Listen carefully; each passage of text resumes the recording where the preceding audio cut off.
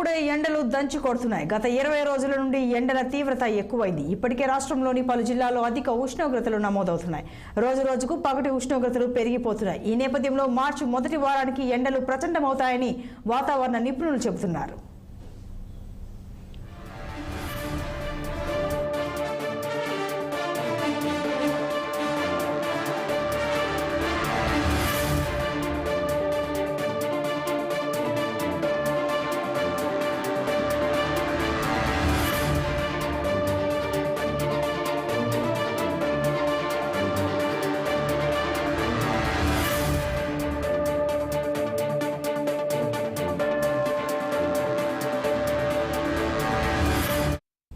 తెలంగాణలో అక్కడక్కడ 36 డిగ్రీలకు పైగా ఉష్ణోగ్రతలు నమోదవుతున్నాయి.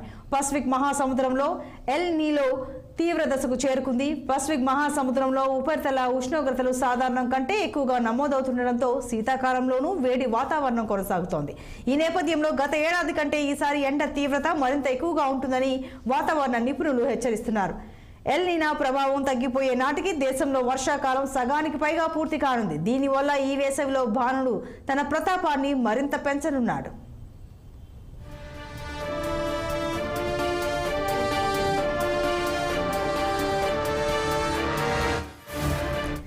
ఆగస్టు చివరి నాటికి వరకు ఎల్ నీనో ప్రభావం ఉండడం వల్ల ఆ ప్రభావం దేశంలోని ఋతుపవనాలపై పడుతుంది. దీంతో వర్షపాతం తక్కువగా నమోదవుతుంది.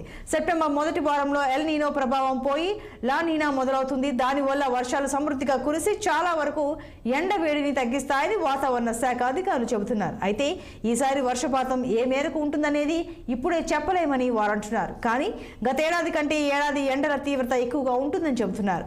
గతేడాది ఎల్ నీనో ప్రభావంతో అనుకున్నంత స్థాయిలో వర్షాలు కురవలేదు. ఎల్ నీనో వెళ్లిపోయినా లా నీనా వల్ల ఆశించినంత వానలు పడకపోవడంతో డిసెంబర్ నెల నుండే వేడి వాతావరణ పరిస్థితులు అనుభవించాల్సి వస్తోంది. ఈ నేపథ్యంలో ఈసారైనా లా నీనా ముందుగా వస్తే ఋతుపవనాలకు అనుకూల వాతావరణం ఏర్పడి సమృద్ధిగా వర్షాలు పడతాయని నిపుణులు చెబుతున్నారు.